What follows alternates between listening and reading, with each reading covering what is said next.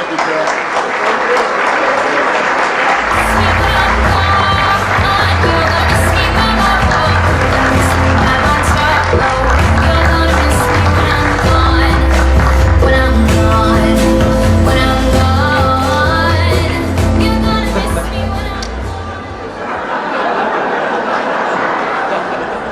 You can't say it, but you know it's true. Good evening, everybody.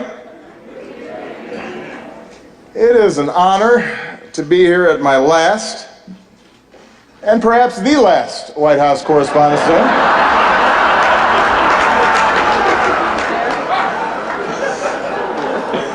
You all look great.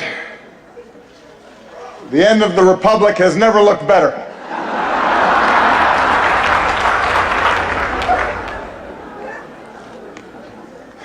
I do apologize.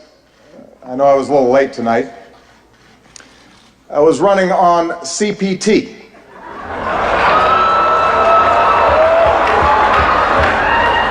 Which stands for jokes that white people should not make.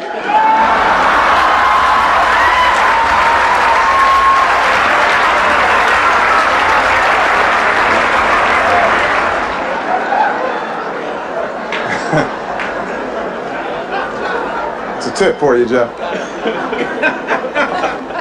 Anyway, here we are. My 8th and final appearance at this unique event. And I am excited. If this material works well, I'm gonna use it at Goldman Sachs next year.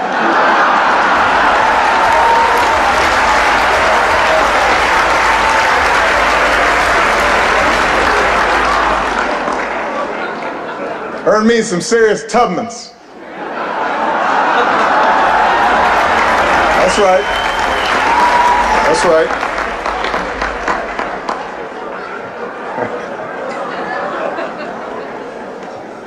My brilliant and beautiful wife, Michelle, is here tonight.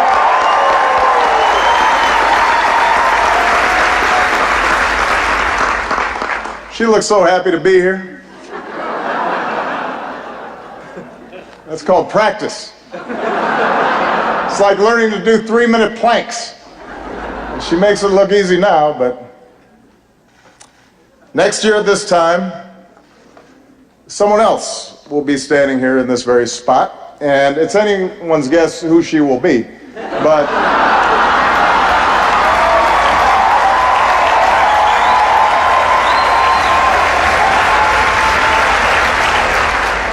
standing here, I can't help but be reflective, a little sentimental. 8 years ago, I said it was time to change the tone of our politics. In hindsight, I clearly should have been more specific.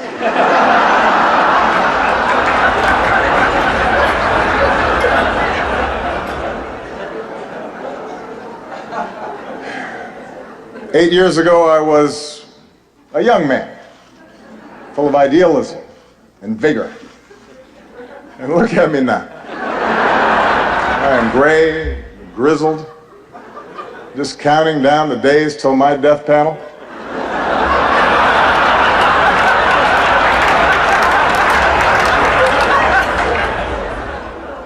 Hillary once questioned whether I'd be ready for a 3 a.m. phone call. Now I'm awake anyway because I got to go to the bathroom. I'm up.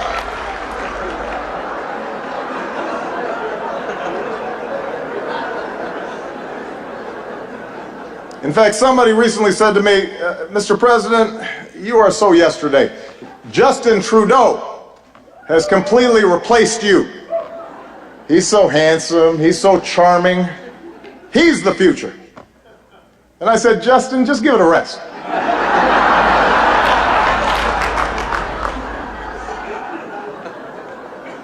I resented that. Meanwhile, Michelle has not aged a day.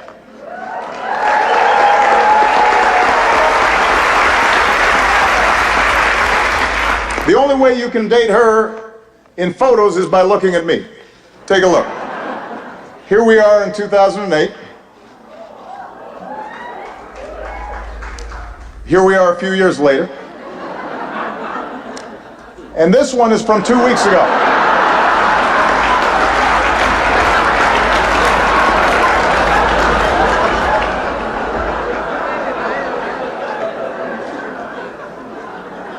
So time passes. In just 6 short months, I will be officially a lame duck. Which means Congress now will flat out reject my authority. And Republican leaders won't take my phone calls. And this is going to take some getting used to. It's really going to, it's a curveball. I don't know what to do with it.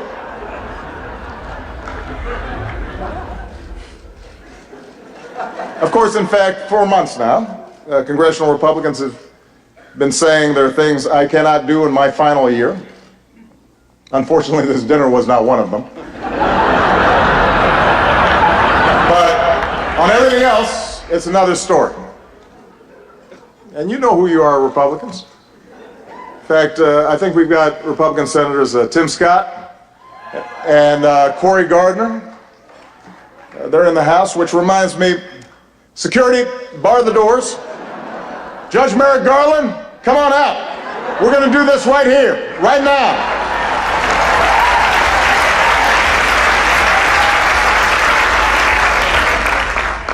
It's like the Red Wedding.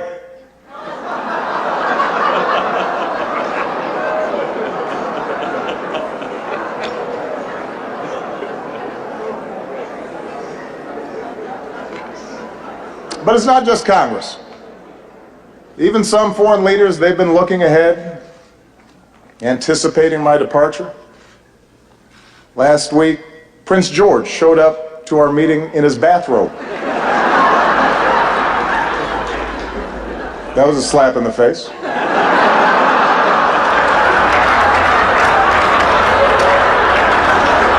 A clear breach of protocol. Although while in England, I did have lunch with Her Majesty the Queen, took in a performance of Shakespeare, hit the links with David Cameron. Just in case anybody is still debating whether I'm black enough. I think that settles the debate.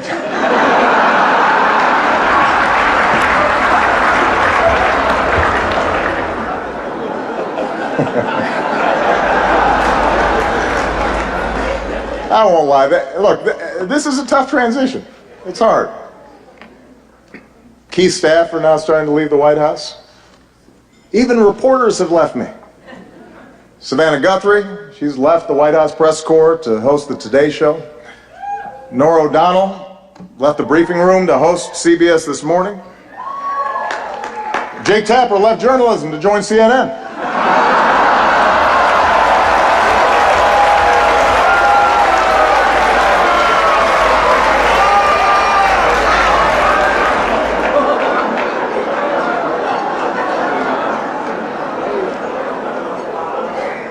But the prospect of leaving the White House is a mixed bag. You might have heard that someone jumped the White House fence last week, but I have to give Secret Service credit.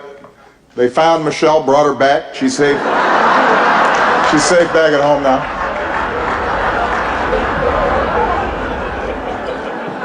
It's only 9 more months, baby. Settle down.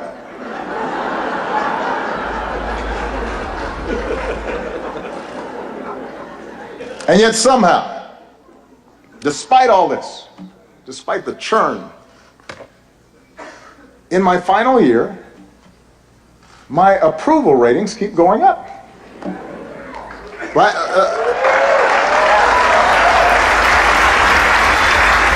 The last time I was this high, I was trying to decide on my major.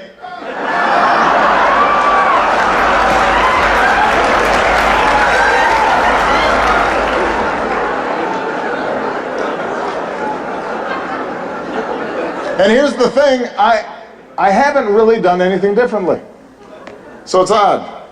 Even my aides can't explain the rising poll numbers. What has changed? Nobody can figure it out.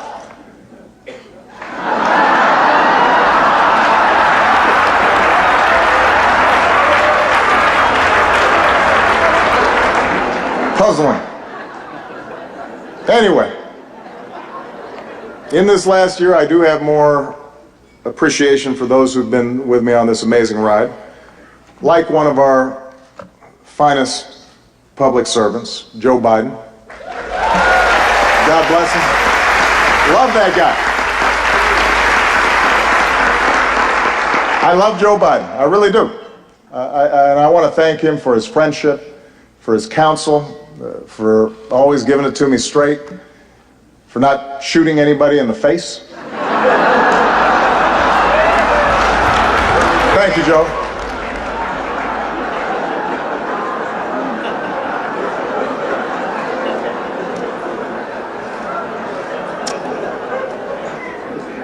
Also, I would be remiss, let's give it up for our host, Larry Wilmore.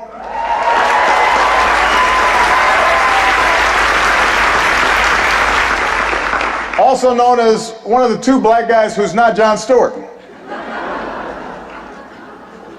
You're the South African guy, right? Oh. I love Larry. And his parents are here, who are from Evanston, which is a great town. I also would like to acknowledge some of the award-winning reporters that we have with us here tonight. Rachel McAdams, Mark Ruffalo, Leah Schreiber. Thank you all for everything that you've done. I'm just joking. As you know, Spotlight is a film, a movie, about investigative journalists with the resources and the autonomy to chase down the truth and hold the powerful accountable. Best fantasy film since Star Wars. Look, that was maybe a cheap shot. I understand the news business is tough these days. It keeps changing all the time. Every year at this dinner, somebody makes a joke about BuzzFeed, for example, changing the media landscape. And every year the Washington Post laughs a little bit less hard.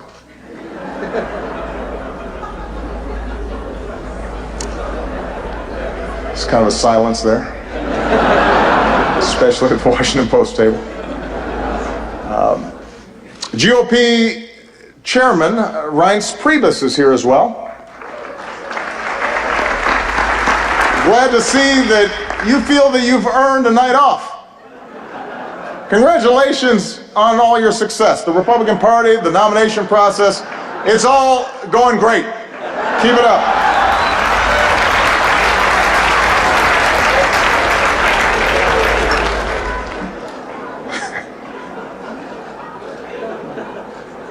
Kendall Jenner is also here, and we had a chance to meet her backstage. She seems like a very nice young woman. I'm not exactly sure what she does, but I am told that my Twitter mentions are about to go through the roof.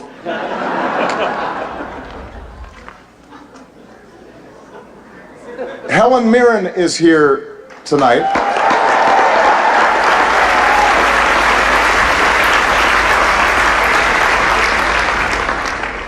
I don't even have a joke here. I just think Helen Mirren is awesome.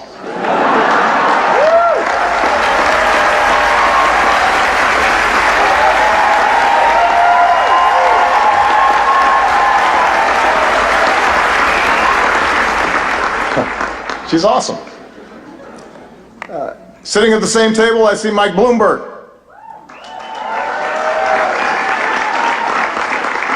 Mike, a combative, controversial New York billionaire, is leading the GOP primary, and it is not you. That has to sting a little bit.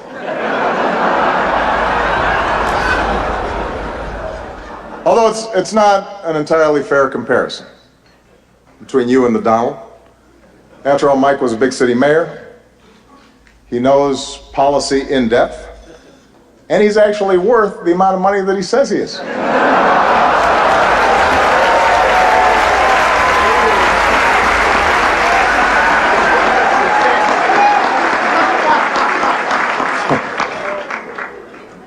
What an election season. For example, we've got the bright new face of the Democratic Party here tonight, Mr. Bernie Sanders.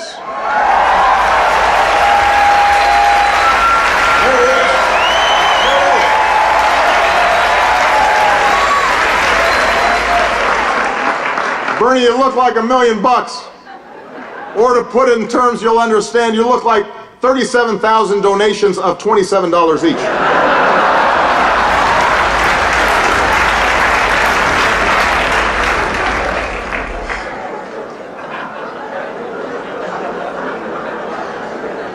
A lot of folks have been surprised by the Bernie phenomena, especially his appeal to young people, but not me.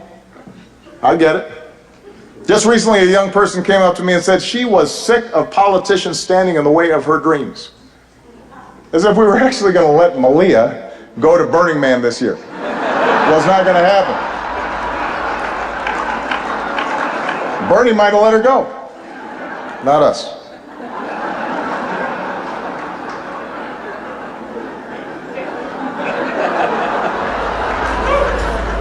I am hurt, though, Bernie, that you've been distancing yourself a little from me. I mean, that's just not something that you do to your comrade.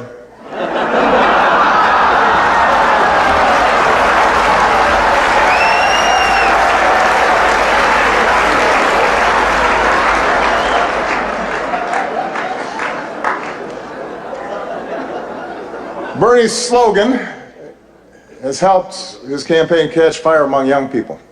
Feel the burn. Feel the burn. It's a good slogan. Hillary's slogan has not had the same effect. Let's see this.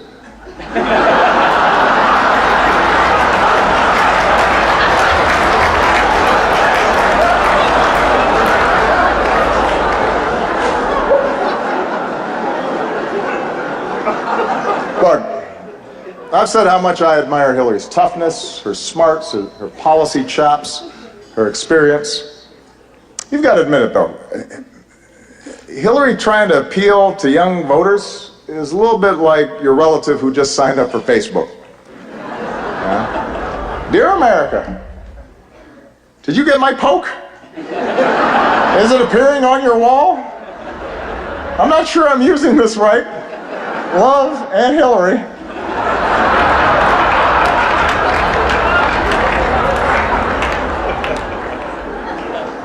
It's not entirely persuasive. Meanwhile, on the Republican side, things are a little more, how shall we say this, a little more loose. Just look at the confusion over the invitations to tonight's dinner. Guests were asked to check whether they wanted steak or fish, but instead, a whole bunch of you wrote in Paul Ryan.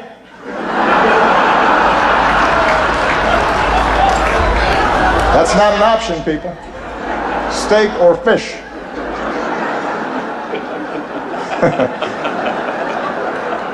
You may not like steak or fish, but that's your choice.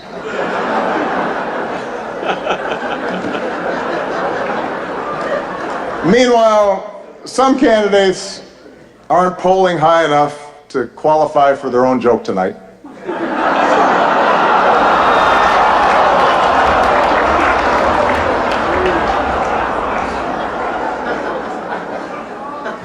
The rules were well established ahead of time. And then there's Ted Cruz.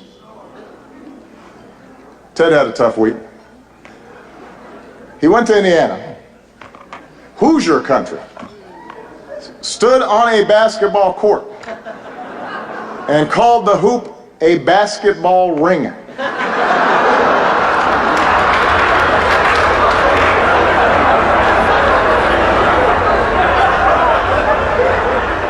What else is in his lexicon? Baseball sticks, football hats. But sure, I'm the foreign one.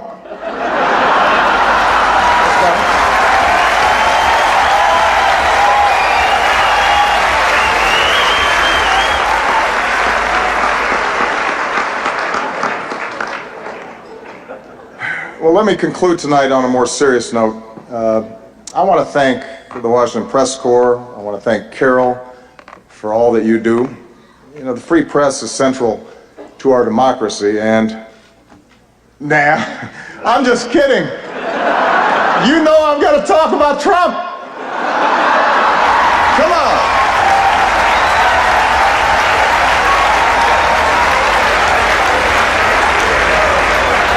We weren't just going to stop there. Come on.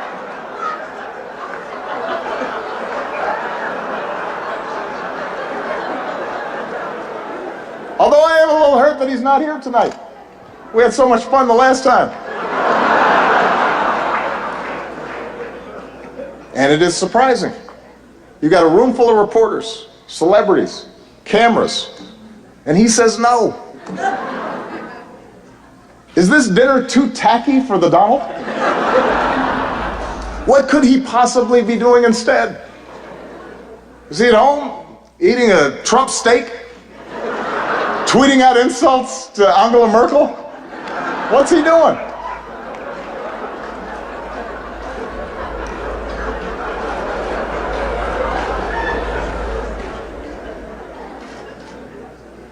The Republican establishment is incredulous that he's their most likely nominee. Incredulous, shocking. They say Donald lacks the foreign policy experience to be president. But in fairness, he has spent years meeting with leaders from around the world. Miss Sweden, Miss Argentina, Miss Azerbaijan.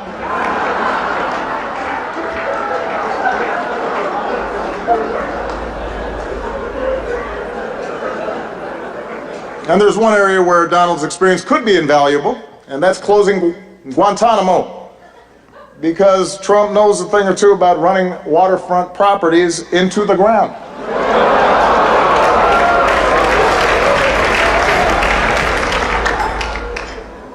All right, that's probably enough. I mean, I've got more material. No.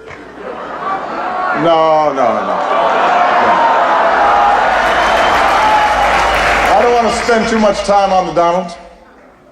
Following your lead, I want to show some restraint. Because I think we can all agree that from the start, he's gotten the appropriate amount of coverage, befitting the seriousness of his candidacy. I hope y'all are proud of yourselves. The guy wanted to give his hotel business a boost, and now we're praying that Cleveland makes it through July.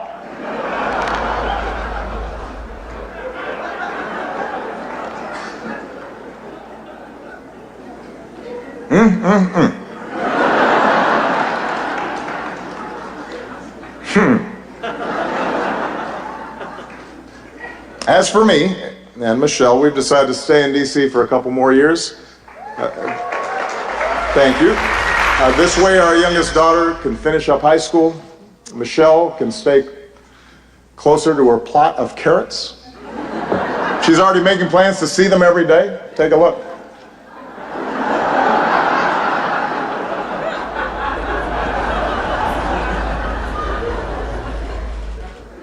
But our decision has actually presented a bit of a dilemma because traditionally presidents don't stick around after they're done. And it's something that I've been brooding about a little bit. Take a look. The Obamas are staying in D.C. for 2 years after the president leaves office. He's about to go from commander-in-chief to couch commander. You, Chuck Todd. What am I going to do in D.C. for 2 years? Got a real dilemma, Mr. President. I can't go every day, can I? Which you like better, these or these? Joe, they're the same. They capture different moods. Joe, I need some focus here. Comes in there during aviator time, thinks everything. I'm sorry, what's that? I said, Mr. President, you had to be practical. And look, you can drive again, you're going to need a license. You love sports. Why don't you volunteer to work for one of the teams around here? Is this the Washington Wizards? I understand you're looking for some coaching help. Let's just say I coached my daughter's team a few times. Hello? Hello?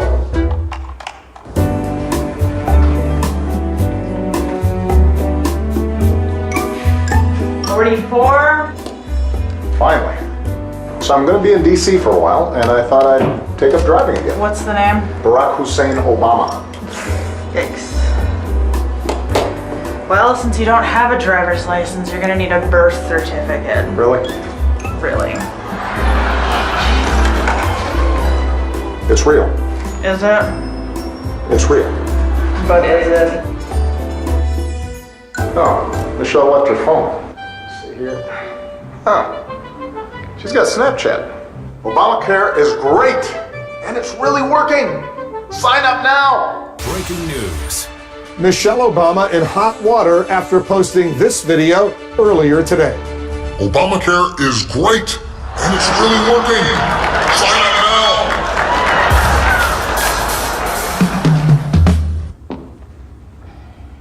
No? No. Did it get a lot of views at least? Honey, enough. Why don't you just talk to somebody who's been through this? I gotta go to Soul Cycle. She's right. I know who I need to talk to. Hey, it's Barack. Listen, can we get together? Now that is a great move. Yeah, it's good for me. It's good for me.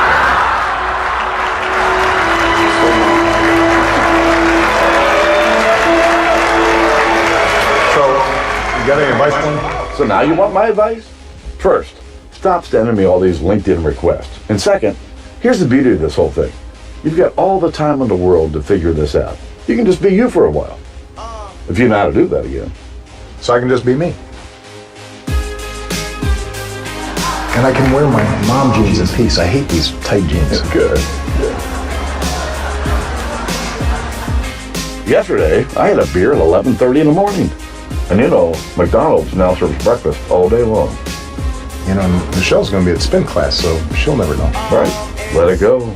You know, it won't be long, you'll be able to walk right out of the Oval Office singing zippity-doo-dah, zippity-yay. And you got plenty of time to work on your tan.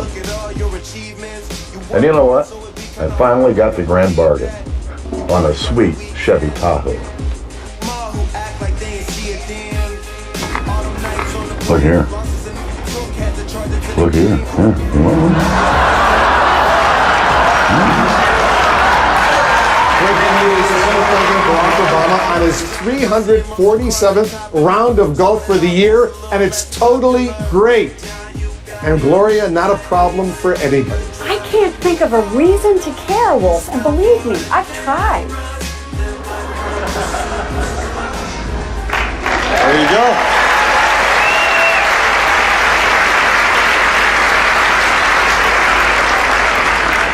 I am still waiting for all of you to respond to my invitation to connect to LinkedIn. But I know you have jobs to do, which is what really brings us here tonight. I know that there are times that we've had differences, and that's inherent in our institutional roles. It's true of every president and his press corps. But we've always shared the same goal, to root our public discourse in the truth, to open the doors of this democracy, to do whatever we can to make our country and our world more free and more just. And I've always appreciated the role that you have all played as equal partners in reaching these goals. Our free press is why we once again recognize the real journalists who uncover the horrifying scandal and brought some measure of justice for thousands of victims throughout the world. They are here with us tonight.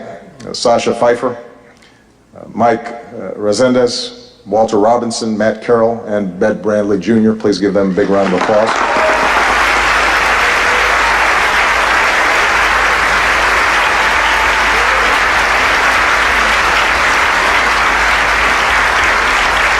Our free press is why, once again, we honor Jason Rezaian.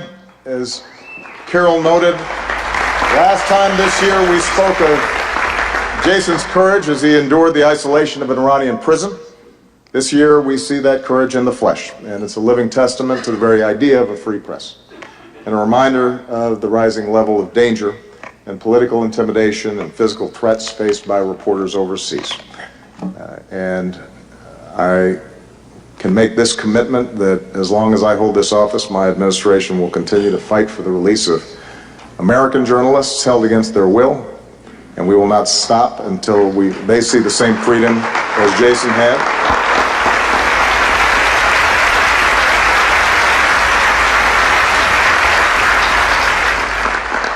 At home and abroad, journalists, like all of you, engage in the dogged pursuit of informing citizens and holding leaders accountable and making our government of the people possible.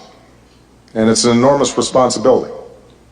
And I realize it's an enormous challenge at a time when the economics of the business sometimes incentivize speed over depth, and when controversy and conflict are what most immediately attract readers and viewers. The good news is there's so many of you that are pushing against those trends. And as a citizen of this great democracy, I am grateful for that. For this is also a time around the world when some of the fundamental ideals of liberal democracies are under attack, and when notions of objectivity and of a free press and of facts and of evidence are trying to be undermined, or in some cases ignored entirely. And in such a climate, it's not enough just to give people a megaphone. And that's why your power and your responsibility to dig and to question and to counter distortions and untruths is more important than ever. Taking a stand on behalf of what is true does not require you shedding your objectivity. In fact, it is the essence of good journalism. It affirms the idea that the only way we can build consensus, the only way that we can move forward as a country, the only way we can help the world mend itself is by agreeing on a baseline of facts when it comes to the challenges that confront us all.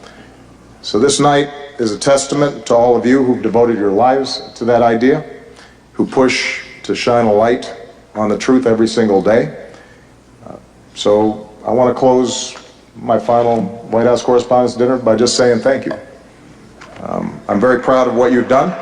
It has been an honor and a privilege to work side by side with you to strengthen our democracy. And with that, I just have two more words to say. Obama out.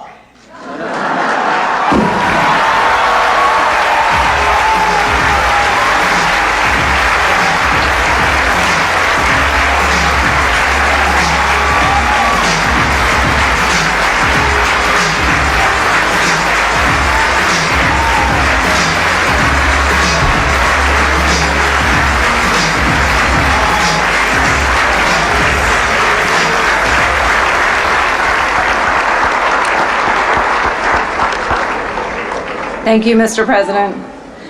When I met Larry Wilmore earlier this month, he told me it's his dream come true to follow the president at the White House Correspondents' Dinner.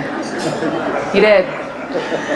He's the host of the nightly show on Comedy Central, and it is our pleasure to welcome him tonight. Ladies and gentlemen, Larry Wilmore.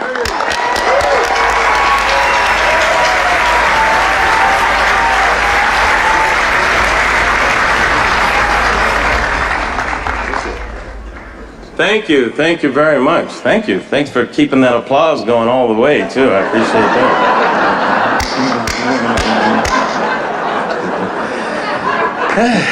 that. Oh, welcome to Negro Night here at Washington. Or as Fox News will report, two thugs disrupt elegant dinner in D.C. That's how they do it. Nice to be here, though, at the White House Correspondents' Dinner, or as you know they're going to call it next year, Donald Trump presents a luxurious evening paid for by Mexico. I'm very scared of that. But thank you so much. It's an absolute honor to be here tonight. I want to thank the President, the First Lady, Carol Lee in the White House Correspondents Association for hiring me, and Mitch McConnell for not blocking my nomination. Seriously, you got to give Mitch McConnell credit. At this point, he could block LeBron James. He's unbelievable. But to say a little bit about me, so I am a black man who replaced a white man who pretended to be a TV newscaster. So, yeah, in that way, Lester Holt and I have a lot in common. I know it's not too soon. And I have to admit, it's not easy to follow the president, man. You got some jokes, Mr. President. The president's funny. Stay in your lane, man. It's not fair. You don't see me going around presidenting all the time, right? I don't go around passing health care and signing executive orders, pardoning turkeys, not closing Guantanamo. Oh, wait, maybe I did do that. But I have to say, it's great. It looks like you're really enjoying your last year of the presidency. Saw you hanging out with NBA players like Steph Curry, Golden State Warriors. That was cool. That was cool, yeah. You know, it kind of makes sense, too, because both of you like raining down bombs on people from long distances, right? Sure. What? Am I wrong? What? Speaking of drones, how is Wolf Blitzer still on television? Ask a follow-up question. Good. Hey, Wolf, I'm ready to project tonight's winner. Anyone that isn't watching The Situation Room.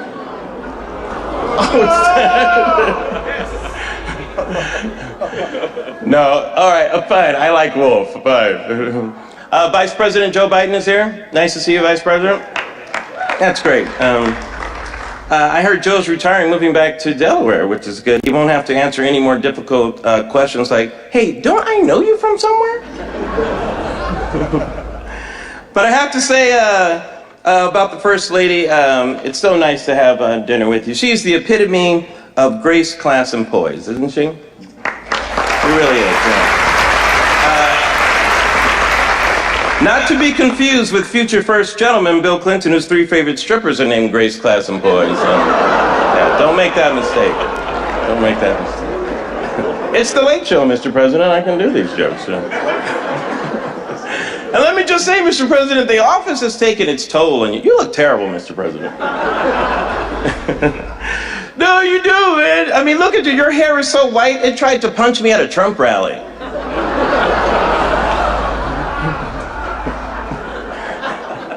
President's hair is so white, he keeps saying all lives matter. All right, fine. Fine, I get it. I get it. No, but man, you came in here looking like Denzel, right? Now you're going out looking like Grady from Sanford and Son. I know it's a dated reference, but you're dated, Mr. President. All I'm saying is that in less than 8 years, Mr. President, you busted 2 time-honored stereotypes. Black does crack. And apparently, once you go black, it looks like we are going back. Yeah. Thanks, Ben Carson.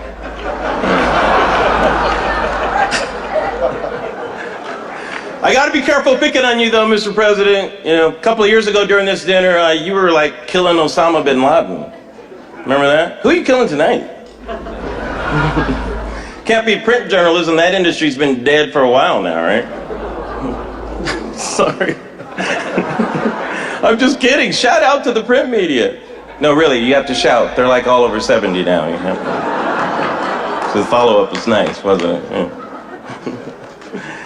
Oh, by the way, guys, Black Lives Matter is here tonight. I'm just kidding. Relax, white people. They're not here. It's just a joke. Just relax. Just relax. But I am impressed with the people in this room. There are so many rich, powerful people in this room. You know, it's nice to finally match the names to the faces in the Panama Papers. It's very nice, right? You know what I'm saying? It's nice to see them go together. Will Smith is here from the upcoming movie Suicide Squad. Yeah. Big Will. By the way, not to be confused with the new Jeb Bush documentary Suicide Watch. Yeah. Groans are good. Groans are good. Anthony Anderson is here from the hit show Blackish. Blackish, yeah. Which was also my nickname in high school, unfortunately. Yeah. That's what they called you in Kenya, too, didn't they, Mr. President? Yeah. C-SPAN, of course, is carrying tonight's dinner live. Yeah. which is ironic because most of their viewers aren't. It's true, guys. C-SPAN is the #1 network among people who died watching TV, and no one's found them yet.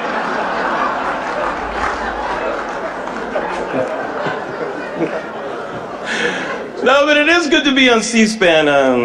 Glad I'm not on your rival network, No Input, HDMI 1.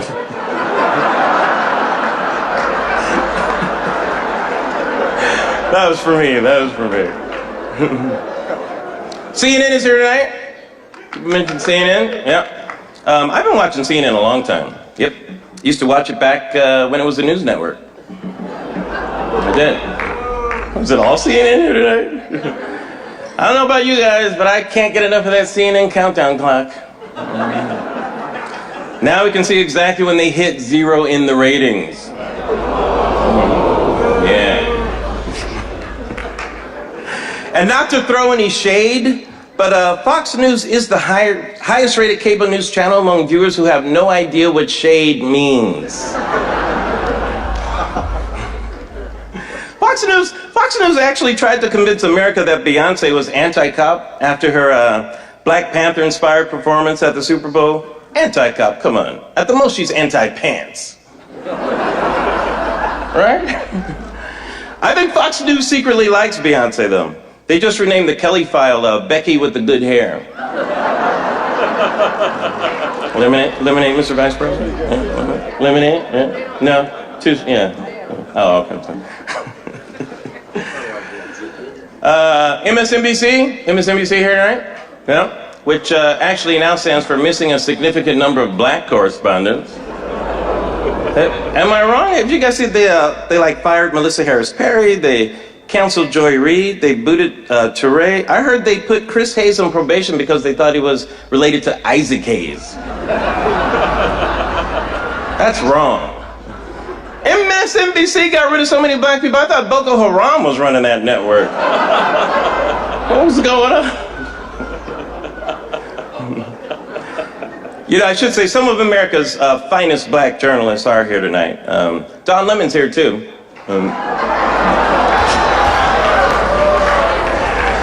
Hey Don, how's it going? Alleged journalist Don Lemon, everybody.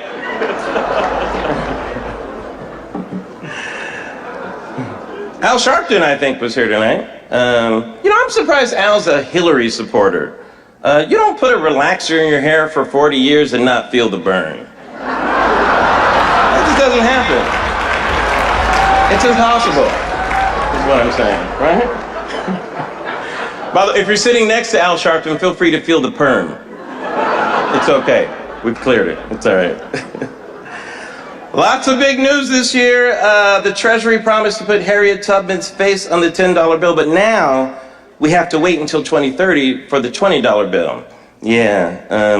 Man, women haven't been this deceived by a bill since Cosby. Oh, like I did it. Yeah.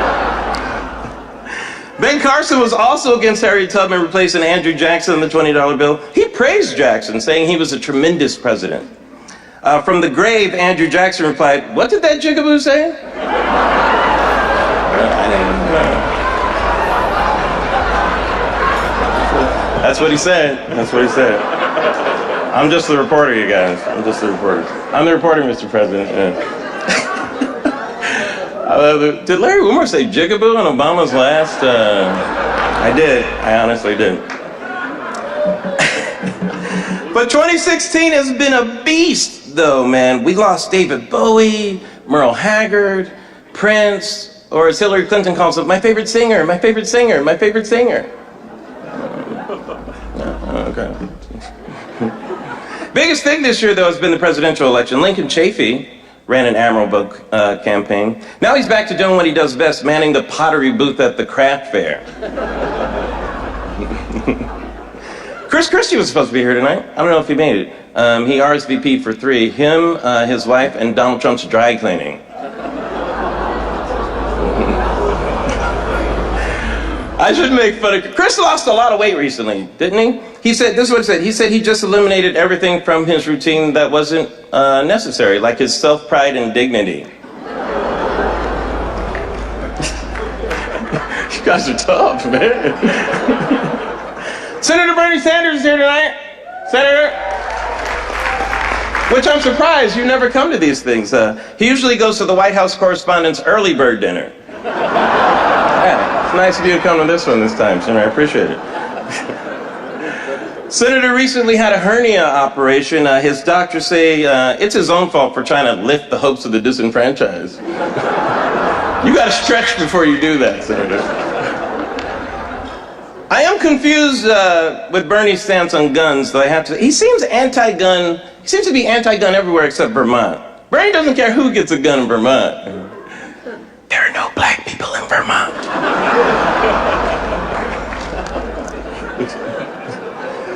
I have to give you credit, though, Bernie. You are trying hard to get the black vote. I think it's great. Bernie's been hanging around with rapper Killer Mike, or as Hillary Clinton calls him, Super Predator Mike. You know? Sure. Bernie Sanders gets knocked for his age, which is kind of unfair. It is, isn't it? Although I will say that Bernie's so old, his first campaign slogan was fire. Remember that? Remember that? Yeah. That's cool. Free stuff, right? Yeah. I'm not making it. Bernie's so old, when God said, let there be light, Bernie said, conserve energy, let's sit in the dark. It's okay. But man, you have to admit, it is a really tough race between Senator Bernie Sanders and Democrat nominee Hillary Clinton.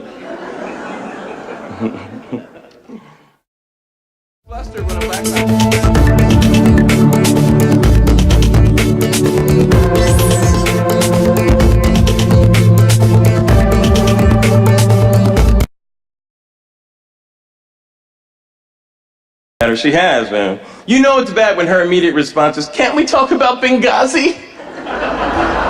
Please? And Bernie got in trouble. Remember Bernie got in trouble for saying Hillary was unqualified? That's right. Hillary, she is extremely qualified. In fact, when you factor in all of her policy flip-flops, she is at least several of the most qualified candidates ever to run for president. No, I'm not wrong. Donald Trump said that if Hillary Clinton were a man, he didn't think she'd get 5% of the vote. Okay, all right. First of all, if Hillary Clinton were suddenly a man, her biggest problem would be finding a bathroom she'd be allowed to use in North Carolina. All right? That'd be her biggest problem. Donald Trump says he's going to try and be more presidential. It's true. He's serious about it, too. So he says that now, when he boasts about his genitalia during a debate, he's only going to refer to it as his President Johnson. That's it. LBJ? Oh, very good. Thank you. And I can't understand why everybody treats Donald Trump with kid gloves. And then I realized they're the only gloves that'll fit his stupid little baby hands.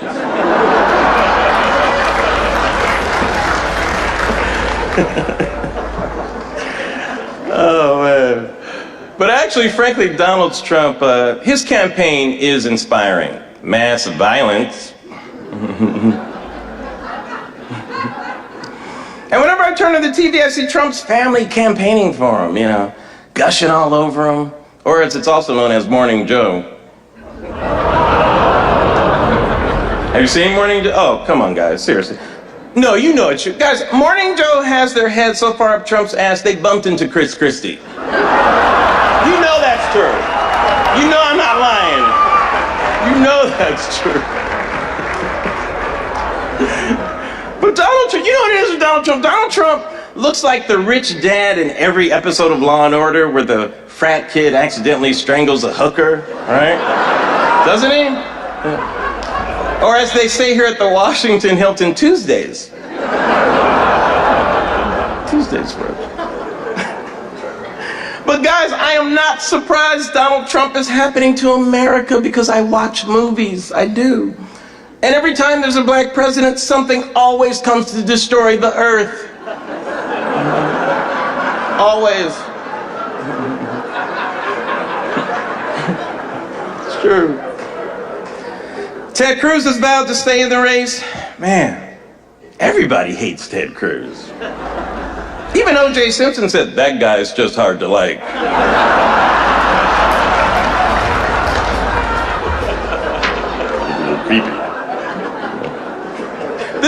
This is true. You know, there's a joke going around the internet that Ted Cruz is actually the Zodiac killer. Right? I'm not making that up, you know. Come on, that's absurd. You know, some people actually liked the Zodiac killer. Recently, Ted Cruz got a string of wins and endorsements, and then everybody remembered who Ted Cruz is, the Zodiac killer.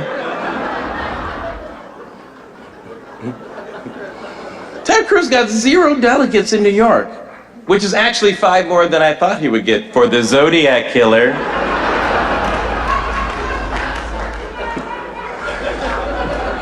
John Boehner came out of retirement and described Ted Cruz as Lucifer in the flesh.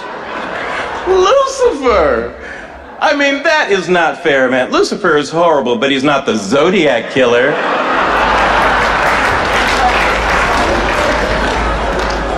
Recently, Heidi Cruz revealed that after they got married, Ted bought them like 100 cans of soup.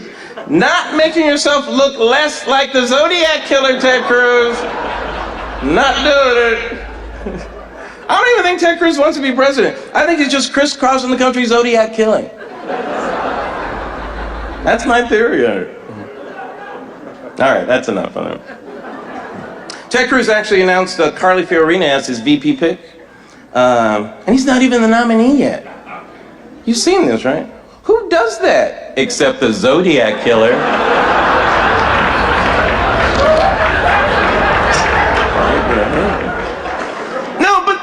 Think how strange it is, you guys. Think how strange it is. Ted Cruz picked a vice president? That doesn't make sense. Because serial killers always work alone.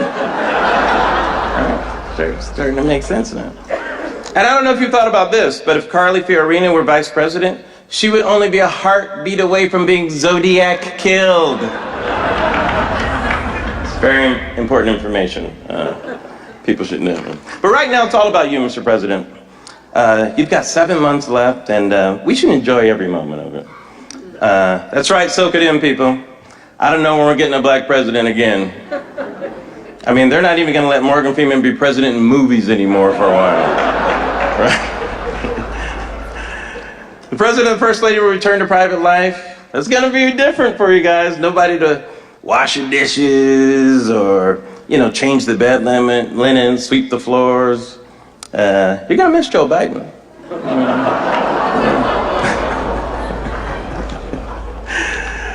Oh, man. Oh, I just got a note from the president saying that if you want another drink, you should order it now because the bar will be closing down. Of course, he said the same thing about Guantanamo, so you have at least another 8 years. So, he made that joke.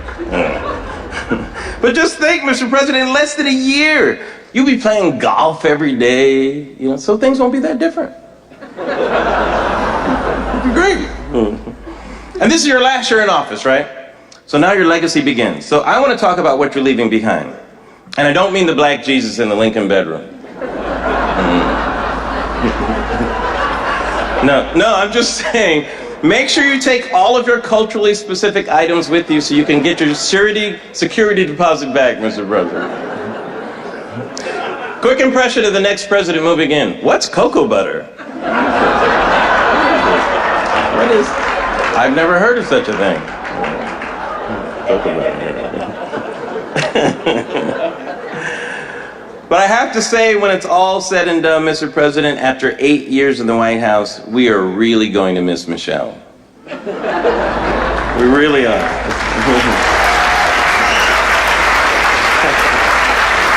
Thank you for being a good sport, Mr. President, but all jokes aside, let me just say how much it means for me to be here tonight. I've always joked that I voted for the president because he's black. And people say, well, do you agree with his policies? And I've always said, I agree with the policy that he's black. I say, as long as he keeps being black, I'm good. People say, what about Iraq? Is he still black? But behind that joke is a humble appreciation for the historical implications for what your presidency means. When I was a kid, I lived in a country where people couldn't accept a black quarterback. Now think about that. A black man was thought by his mere color not good enough to lead a football team. And now, to live in your time, Mr. President, when a black man can lead the entire free world.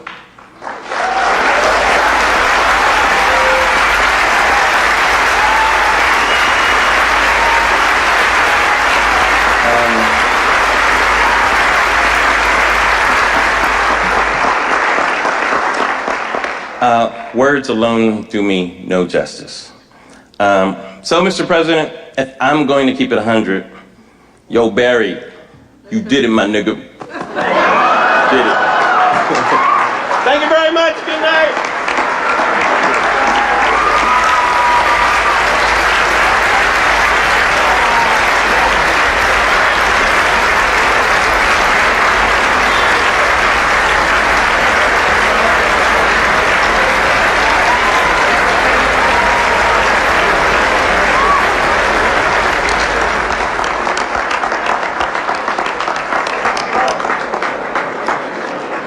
Thank you all for coming tonight. We hope you enjoyed it. The next president of the White House Correspondents Association, Jeff Mason of Reuters, will now escort the President and First Lady off stage. Please remain in your seats until they've departed. Have a great night, everybody.